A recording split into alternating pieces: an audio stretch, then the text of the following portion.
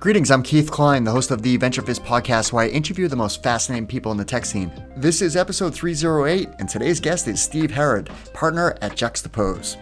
Steve is an operator turned venture capitalist. After a very successful run at General Catalyst, he joined Juxtapose earlier this year as a partner to focus on building innovative B2B companies. Juxtapose is an investment firm that partners with experienced entrepreneurs to build category-defining technology companies.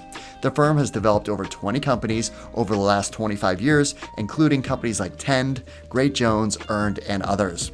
In this episode of our podcast, we cover lots of great topics, like how to make big bets and recognize shifts in the tech industry as an investor, Steve's background from academia to how he got his career started in the tech industry, the story of VMware and how he learned how to scale an engineering organization to over 3,000 people, his experience as an investor at General Catalyst, and his thesis around making investments in cybersecurity, along with portfolio companies that have scaled like Illumino and Datto, what he's up to now at Juxtapose, and how the firm is unique in terms of investing and company creation, and so much more.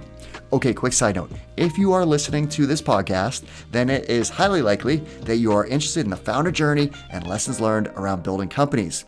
So please make sure you don't miss any future episodes by subscribing to the VentureFizz Podcast on iTunes, Google Play, Stitcher, Spotify, or SoundCloud. Oh, and please don't forget to leave us a review. That really does help us out. All right, without further ado, here's my interview with Steve. Steve, thanks so much for joining us. Thanks for having me. I'm excited to talk to you because we've got a lot to talk about, from building companies and scaling them to lots of great work you've done as a venture capitalist, and of course what you're up to now.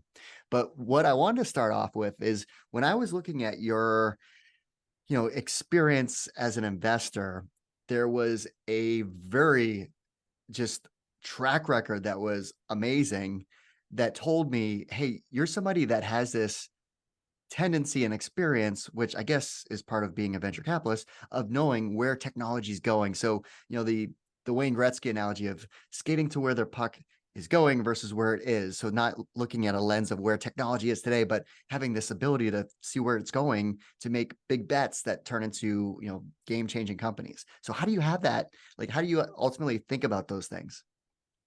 Yeah, thanks, Keith. Jumping right in the middle of it all. First of all, I'll say I'm not a good consumer investor. I don't understand the trends that pop up and that people just run to in social media or whatever it might be.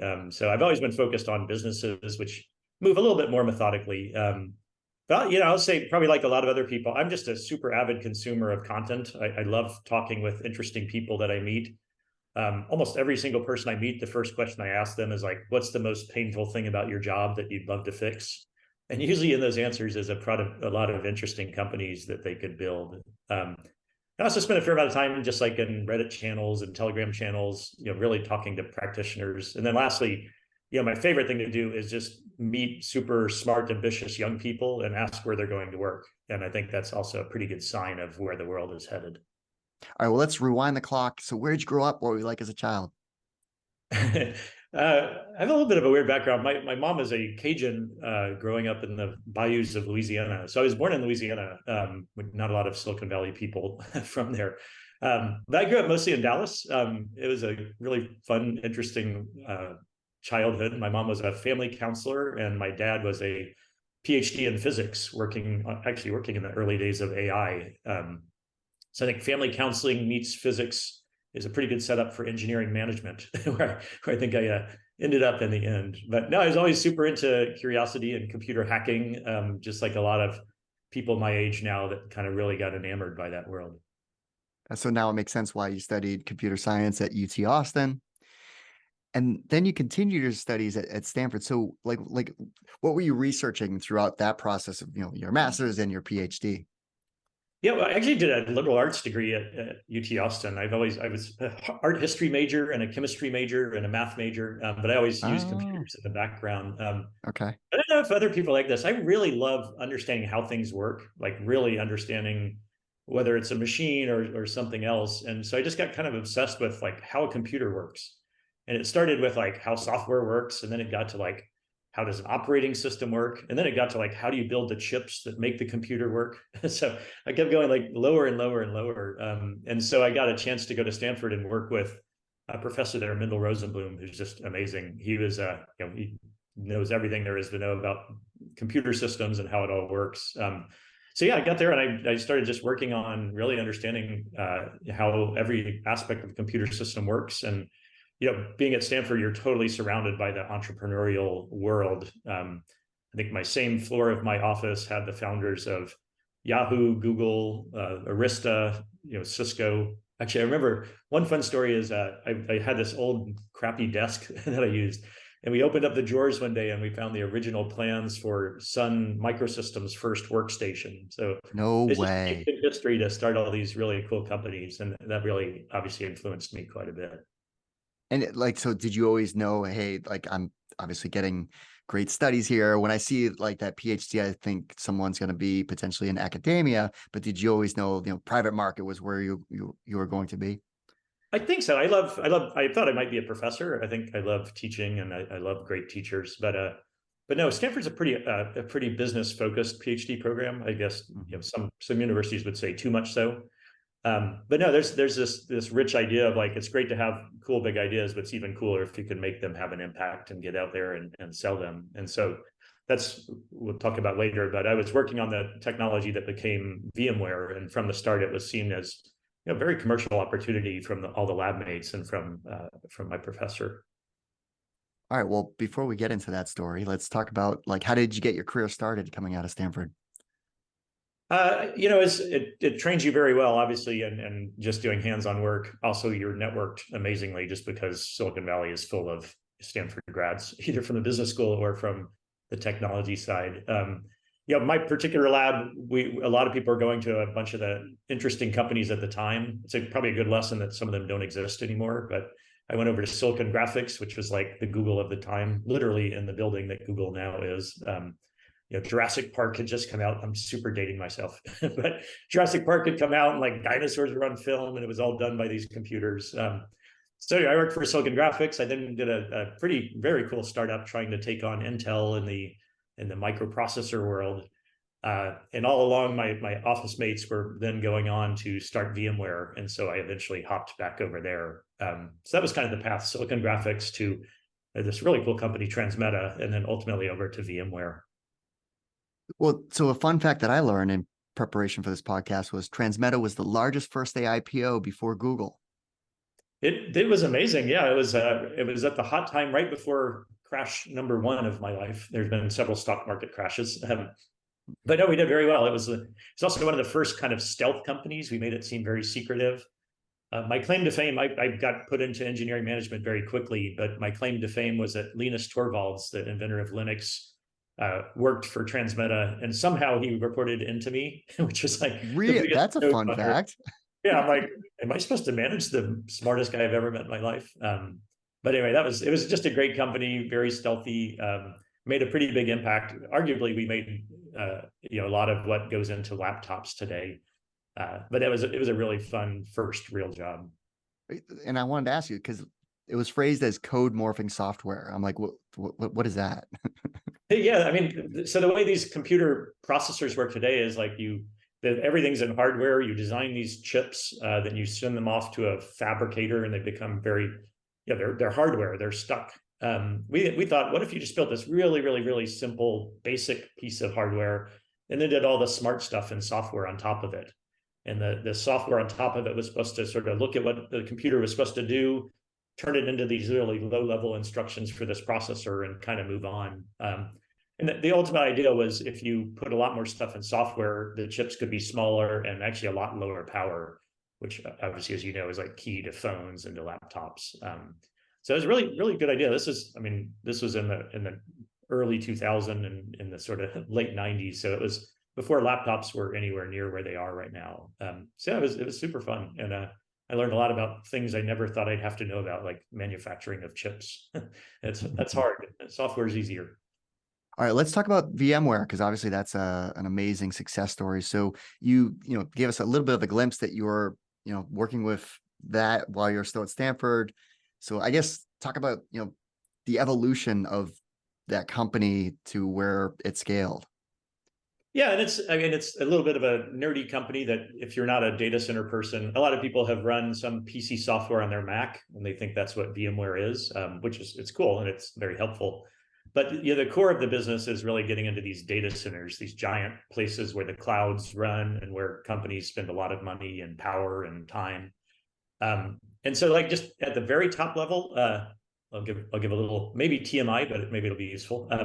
When we were working on it at Stanford, we called it Project Disco because we were like, what is disco? It's this cool idea from the 70s that we thought could make a comeback. And that's actually what virtualization was. It was a thing that really existed in the IBM early days of computer science. And it was very useful and did a lot of stuff, but somehow it disappeared in the 80s and 90s and then the rise of the servers. So anyway, it was called Project Disco. And we thought, hey, virtualization is going to be super useful for a lot of stuff now. Let's see if we can do it on this modern Intel-based servers that are out there. And so the vision, a lot of people say I didn't know what I was doing when I started a company. We actually had a very clear vision. Like we think virtualization could be in every data center, running every cloud. And sure enough, that's kind of what's happened. So it's one of those stories where you actually have a pretty clear vision on where you want to go and you get there. But anyway, that's sort of the idea was how do we put this software in that makes servers more efficient, makes everyone move faster, lets you run whatever software much more quickly. And it's kind of the Swiss Army knife of technology. It lets you do a lot of stuff much more easily. Well, how did you learn how to scale an engineering organization? Like you talked about you had experience at Transmeta of, the company went public, so you started to gain that leadership chops there.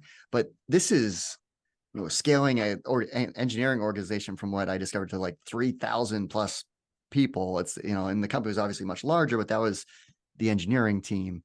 So how did you learn how to, operate at that level of scale? Mostly through a lot of mistakes, but it was also, I think it was a very good, fast growing environment with very, very good people. That's where you can always learn from it. But no, I was an individual engineer when I started my career, and then I guess I had people skills, which is sometimes a low bar in engineering. So I was able to run a small group, and I guess I did that okay. And so I got the next size group, and so it was just a series of kind of promotions or just growing with the company.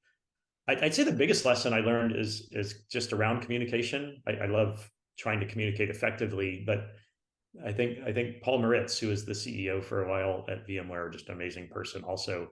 He really drilled into me that like each order of magnitude your group grows, it sort of doubles or triples the number of times you have to communicate each and every point. And so, you have to come up with a long-term vision and repeat it over and over and over again, and repeat it in different ways that appeal to different minds.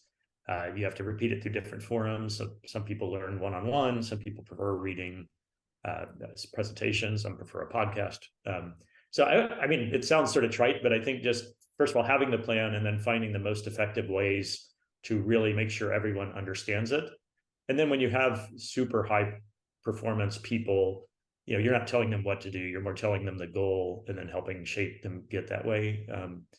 And so I would just say I had a great set of mentors as well as just really great engineers and other managers around me and above me and everywhere that helped me kind of grow into that.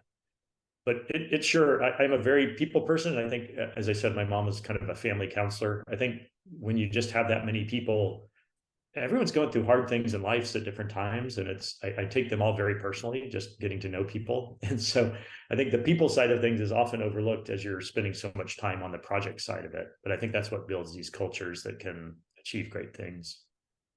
How did that translate into, like, I know 3,000 people, you aren't interviewing everyone, but I'm just saying more of a macro look of how would you go about, hiring engineers? If you are looking for those top performers, like what was your process that you'd run through? Everyone has their questions or their approaches to doing it. I'd say the most effective thing I ever learned is a lot of engineers aren't great interviewers. I think confrontation can feel weird, or you maybe choose not to press too hard on something, or maybe you hear what you want to hear instead of what they say. I'd say probably the most innovative thing I've done across interviewing across the many different jobs has been I almost always do paired interviews. So I'd like to have two people interviewing one person at the same time. It gives each of them a break. It lets them both hear something. You kind of feel a little more brave when you have someone by you to ask that harder question. And frankly, I think it leads to a better experience for the interviewee. you're not getting asked, tell me about yourself, 5 times during the course of a day. So it doesn't sound groundbreaking, but I found a lot of effectiveness in getting better questions and a better experience through paired interviews. Not groundbreaking, but not common. Like very rare. And I Have I don't know seen that? why. It seems to, I mean, it's worked very well for me. Maybe someone will listen to this podcast and start doing it.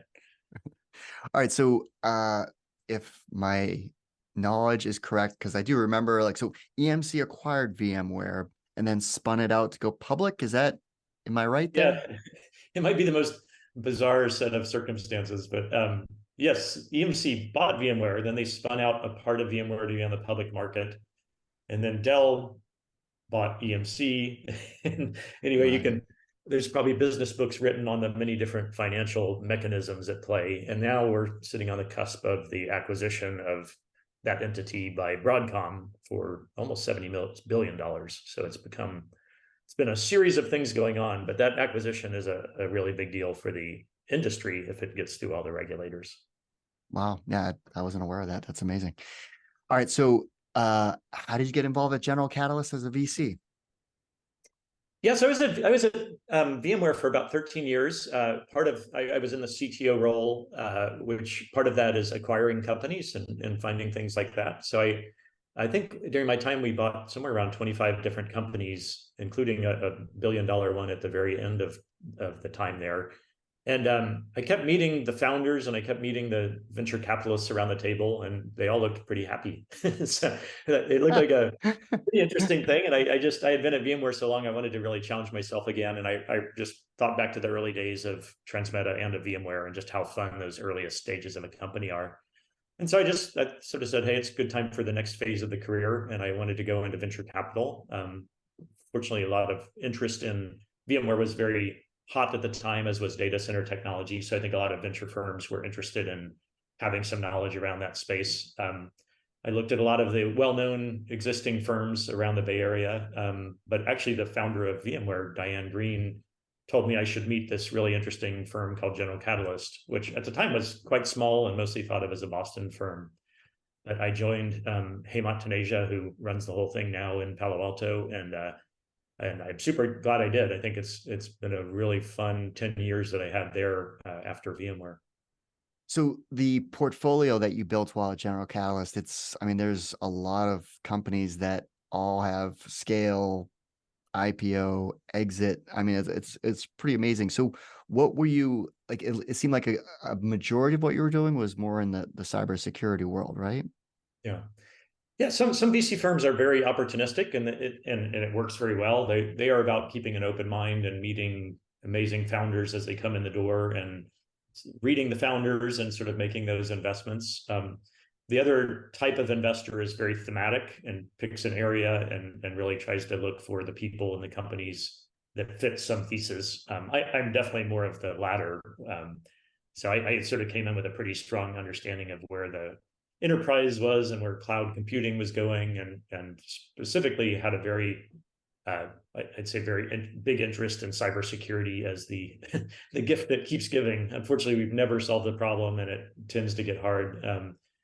There's just a lot of really good reasons it's been an evergreen area for interesting startups, and so I really wanted to make sure General Catalyst had a strong play in that space. But yeah, it has a lot of traits that made me think it would be a very good place to be doing early stage investing. And I could go into those if you like, but it's certainly proven to be the case for 30 years now, and probably will continue to be.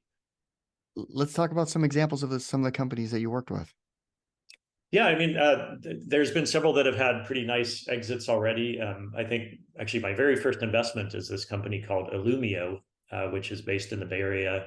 They're a multi-billion-dollar company at this point. And again, all this stuff is pretty nerdy in the grand scheme of things, but they provide a technology which seemed just super important, which is called segmentation.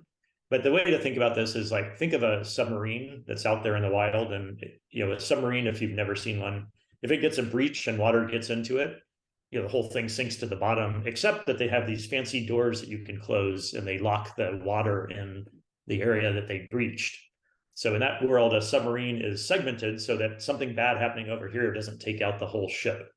Mm-hmm. And so the same concept can apply in the computing world with security. In a lot of the world today, if someone breaks into your company, they can see everything and get to all of the crown jewels that you might have there.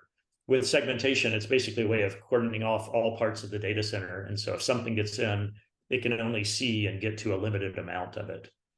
So again, to someone who hasn't been in this world, it sounds pretty obvious that you should always do that. But that's why we have doors in houses and everything else. But it's kind of novel in the computing world. And so Illumio has been a pioneer in bringing segmentation to the world, and it's proven to be a very useful and very popular commercially way of protecting your systems. And then another company, Datto, that was a company that went public. So they were cyber or security for MSPs, right? Yeah, and again, this is also a pretty nerdy world, but in the world of small businesses, you don't usually have security experts yourself.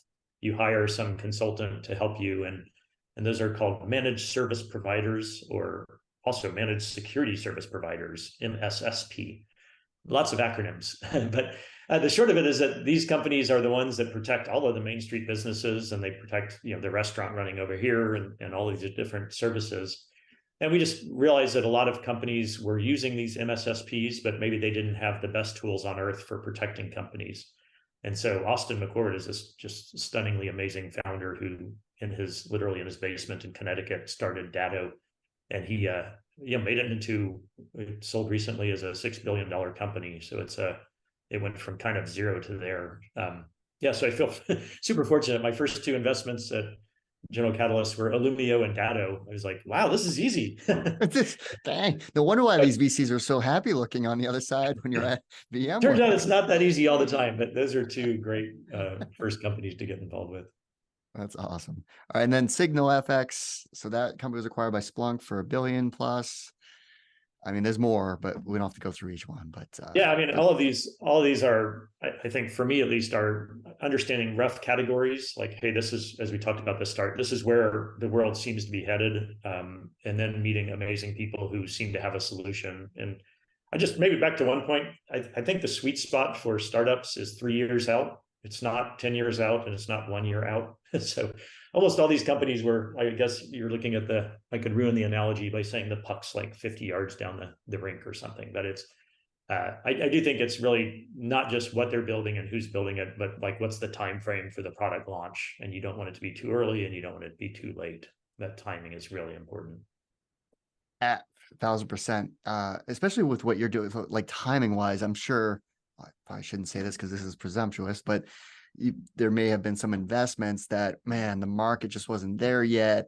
Then 7 years later, I mean, it's like virtualization. It was already existed. I didn't know that technology existed back in, what'd you say, the 70s? So it's just, timing is so key. No, it is. And you'll see whether it's, I mean, you've seen so many fads in investing. Quantum computing has always been the big thing that's right around the corner, but it's been around the corner for 10 plus years.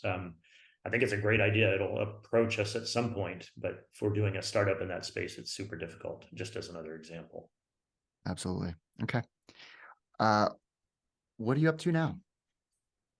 So I had a great 10 years with General Catalyst. I loved it. I was doing all types of investing, but I all three of my kids are now in college. I think I'm supposed to call it a free bird now, not an empty nester. But is that what it's called? Okay, I've got one more, a senior in high school, so I'll be a free bird next year. Yeah, try either phrase, see what suits you. But part of it was just saying, hey, I've got another chunk of time in my career that I really want to do something interesting. The first wave of my life was operating companies and running big engineering teams. The second was just investing in numbers of companies, 30 plus companies, being on a number of boards. And I realized I liked something much more towards the operational side. So I wanted to actually go back to starting companies and just getting really, really deep into something myself. And so I found Juxtapose, which is this really cool creation-oriented investment firm based in New York. And all they do is start companies, and they do it with a very, very deep mindset and do very, very few things, but go very deep into it. So I'm 6 months into there, but I'm very excited by the team and by what I'm working on. Because it's not like there's a term out there, venture studio, right?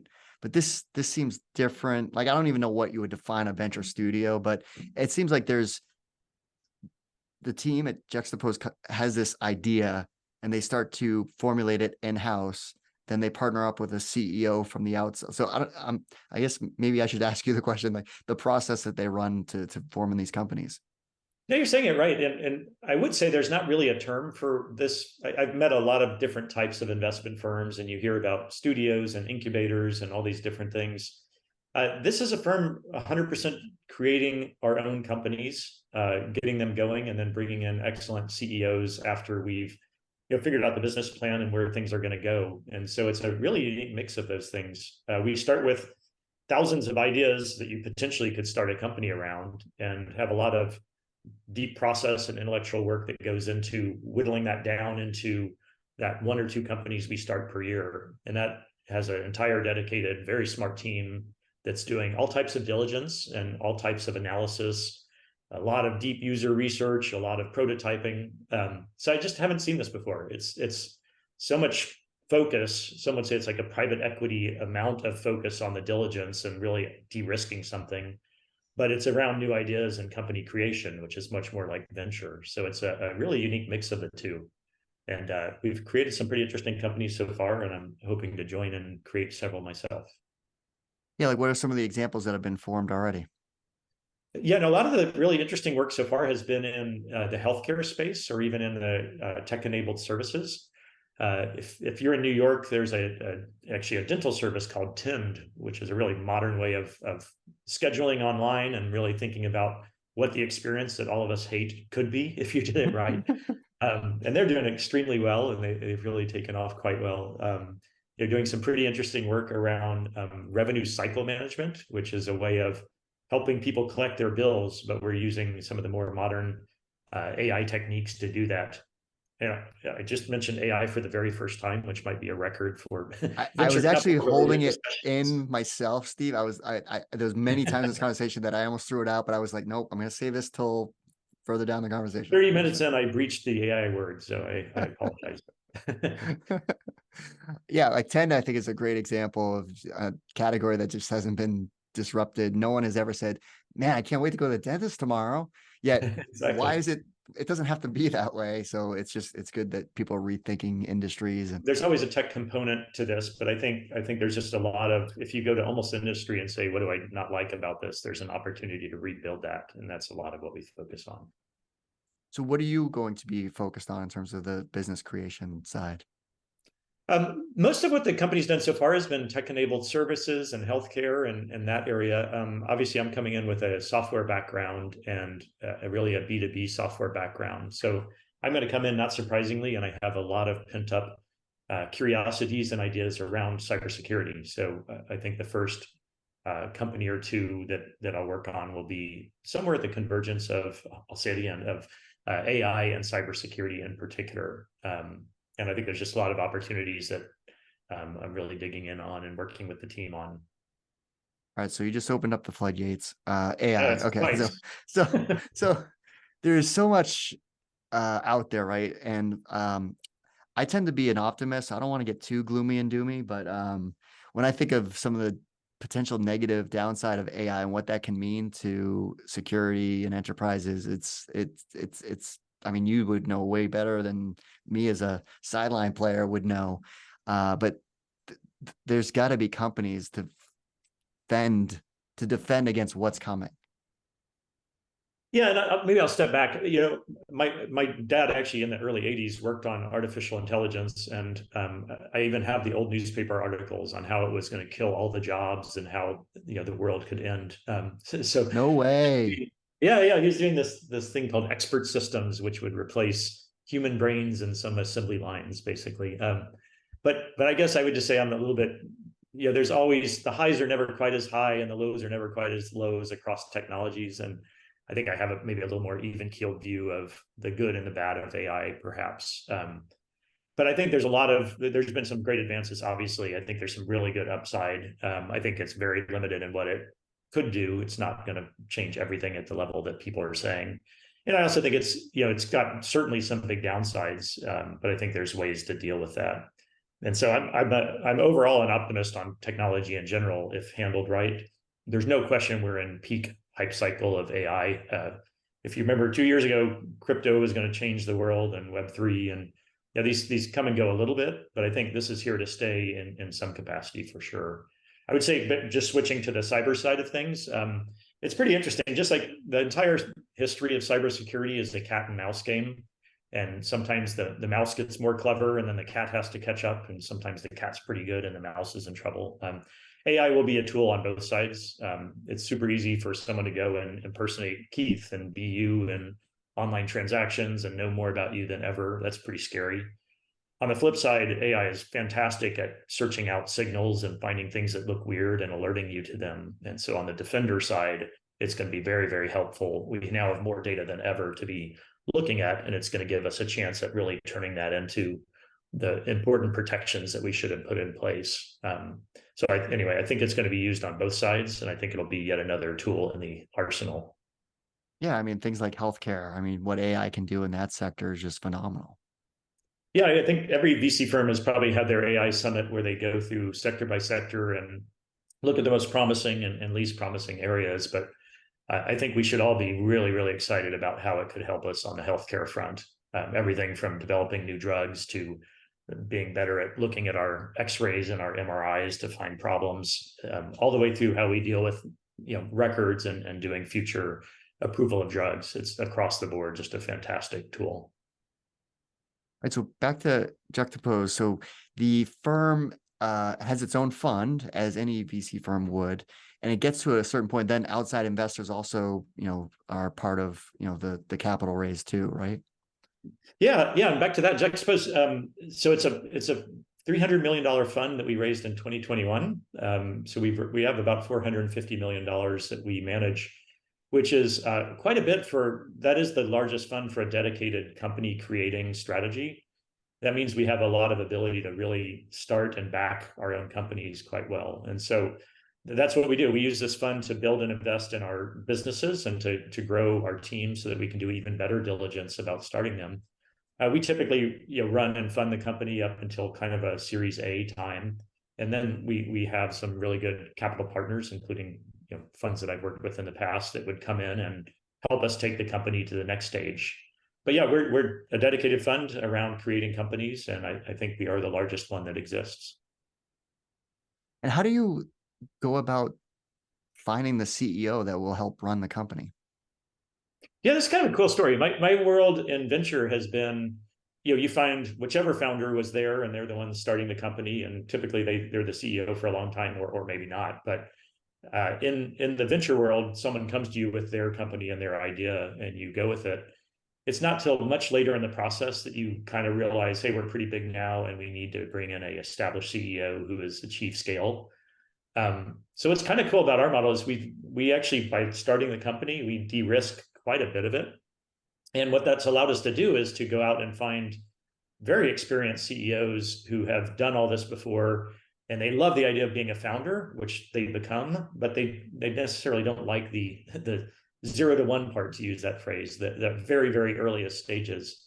So I think we make a pretty compelling offer to very experienced CEOs, which is come be a founder of your own startup, run the show. But by the way, here's a ton of research, some customer feedback, some early progress, and even thoughts on how to build and scale the team for you. So the end result is really bringing in just the best CEOs that are coming in much earlier than you might usually get into these companies. Yeah, I mean, I think for qualified CEOs, it's a phenomenal opportunity. Like you said, it's so de-risked. It already has some legs, and coming in to operate and scale. Yeah, and I think I'm really excited about it. We've done about 13 companies so far, and the CEOs that have come in turn become our very best advocates for, hey, very experienced person, like you should consider this model. It's kind of the best blend between creating a company, but also going to one that has its legs already. So how do you start to formulate ideas? Like, do you, because as a VC, you're meeting these people, you're understanding what they're working on, so how do you create your own ideas and to start to build something? Like, are you still meeting with people and trying to bring them into your idea to start to build a company around, like more that company, Yeah, I mean, the early stages? It feels kind of mysterious, doesn't it? But it's almost what you would think, which is there's a million sources of inspiration for companies. My favorite thing we have at Juxtapose is this observations list. And whenever you're out in the wild and you're like, here's something really weird, or here's an observation about a company that should exist. We just send it to our team, and we collect all of these observations and all of these different ideas in a giant funnel. And as you can imagine, we couple that with dedicated brainstorming sessions around certain areas, and it becomes this giant corpus of potential areas. And again, we have a super talented team that's doing a combination of understanding the space, understanding competitors, thinking about where the puck is going, back to your earlier point. And then we'll steadily turn this giant funnel into a smaller one, into a smaller one, into a smaller one, and ultimately come up with the things that we want to. We call it green lighting, just like a movie studio. It culminates after quite a bit of work, and let's green light and go for this idea. And that is the fun process. But no, I think you can get, all of us get inspiration from just anything we're seeing, something we've run into, a person that we spoke with, and you never know where the perfect idea is going to come from. It'll be fun to look at the observation list 10 years from now and see the ideas that did not get the green light yet were something that somebody else had the same idea and built a company around. Be like, oh, we thought of online grocery shopping, right? Exactly. I think every VC on earth has what they would call their anti-portfolio list. Yes, the anti-portfolio. Yes. Maybe we'll have an anti-observation list or something. Exactly. All right, perfect. Now, one of the things that you have experience in that I think is can be a challenge for certain individuals is commercializing academic research. So what advice would you have for people that are working on something that they think is very meaningful, that has an opportunity, but how do I even get started to commercialize this? Yeah, that's a great question. I think a lot of obviously a lot of great companies have spun out of university research, and on the positive side, universities are just great for a couple things. One, they give you the time to think bigger and to think broader. Actually, the case of VMware, if you think about it, it gave me a chance to spend time on history also. A lot of people joining tech have no idea what happened in the 70s or 80s. But we actually read all the papers around IBM virtualization. And so this notion of what's worked in the past, coupled with the time and smart people to work on new ideas, I think is a super potent mix. I think that the challenge with being in a university is that you're not in the middle of the commerciality of, that's a great idea, but are people going to need it in 3 years? How much would they pay for it? What are the competitors? So you need to mix the harsh realities with the inspirational ideas. And I think that's probably the single best advice I would always give is, take your great idea, but really challenge it with someone who's in the middle of, actually selling software or talking to the potential people that might buy it. And so schools like Stanford do a great job of combining their MBA school with their engineering school to sort of really bring those two things together. But I think a lot of venture capitalists now are really realizing, and they have for a while, that this is such a potent place for ideas. So we're seeing incubators that are doing nothing but approaching university researchers. We've seen investment funds that do nothing but sort of get graduating PhD students and try to get to them. But at the end of the day, I think it's that great idea meets commercial realities, or the realities of needing to fund this research. It's where that meets when you're going to get the great companies.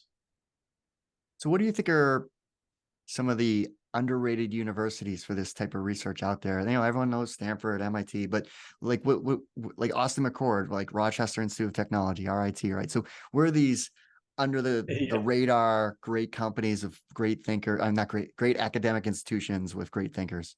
I'm super fortunate to have gone to Stanford, but I really do think, like, especially these days, the great ideas and people are all over the world, not just all at universities, and many not even in universities.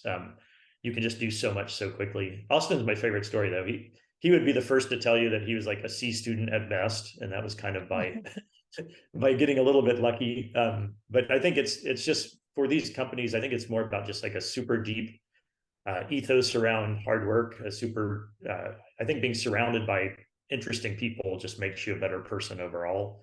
And I think being challenged to just go and do something as opposed to just read about it is really important. So I mean, maybe it's a little controversial, but a lot of the highest end schools, you get people that haven't been as challenged as some of the other schools where you've had to just, grit your way into it. And I think that's why you've seen so many great CEOs and founders, not from kind of a quote name brand school. But I think there's just amazing state engineering schools in particular where you see some of the best engineers and future company starters. Absolutely. Yeah. I mean, in Massachusetts, you have UMass Lowell, and like Rich Minor, like came from there, and now Which is one of the amazing. schools is named, yeah, one of the schools is named after him. So obviously says a lot. All right, 3 apps you can't live without. Oh, the apps I can't live without. That's a good one. I was an early obsessee with Evernote. I'm not sure who else was, but I hate to say it, but now I use Apple Notes for my entire life, and I actually totally love it. The other apps I'm kind of crazy about, and this is like super nerdy, but I like a lot of people. I have to run my IT department for my dad for relatives. And actually, I use a lot of the tools. This is like full circle. A lot of the tools that MSPs use, I now try to use to help my family run their technology. So I don't know if that's, boy, that probably sets me up as an extra nerdy person. But and then lastly, I do love gaming, so I use Steam for a lot of. I'll call that a umbrella app for getting to a lot of really cool games. All right, how about a good podcast or book recommendation? Oh, yeah, I'm an avid reader and podcaster. Let's see, my favorite podcast. I'm super into one called Inner Cosmos, with is about the brain. It's by an amazing guy named David Eagleman, who I'm just super intrigued with the brain, both for health reasons. Both my parents have had serious brain issues, but also just like it's everything, and none of us really know how it works. So if you want to learn more about the brain, that's a fun one. Books, I'm kind of obsessed with historic fiction. I don't know if anyone else is as much as I am, but I know there's an author called Ken Follett who wrote some just amazing books, and he has a new one coming out. But it's a great combination of history, engineering, love stories, and evil people. So I'd say Pillars of Earth is my single favorite book of all time. It has everything for everybody. All right, now that you're a free bird, what else do you like to do outside of work? What do you like to do? I am. I actually love swimming. I'm a distance swimmer, and I like it for the exercise. But I actually really like it. There's kind of nothing else you can do but think when you're swimming. It's like pretty boring for a lot of people. But I usually start swimming with like some idea in my head that I want to solve, and look up an hour later, and I've at least given it as much dedicated brain thought as possible. So I love doing that. I'm actually planning on an Alcatraz swim. That's the big thing in the Bay Area, is like swim from Alcatraz to the shore. So I'm going to How do that far in is that? October. That's about 2 miles, but it's cold and choppy, and sometimes there's like jellyfish and sharks and stuff like that. I was So gonna say, I think there's sharks, right? yeah, you get a spotter, and I think I don't know. I'll read up on the safety part of it. But no, anyway, I love swimming, and I just love being with friends at outdoors things out in California. Very, very cool. Well, Steve, thanks so much for taking the time to walk us through your background, obviously all the great companies you've built, and what you've been doing as an investor, and now company creation again, which is exciting, and obviously all the great advice. No, thanks, Keith. I really like how you do this podcast. It's good to see behind the scenes and hear the story of all these amazing people we all get to work with.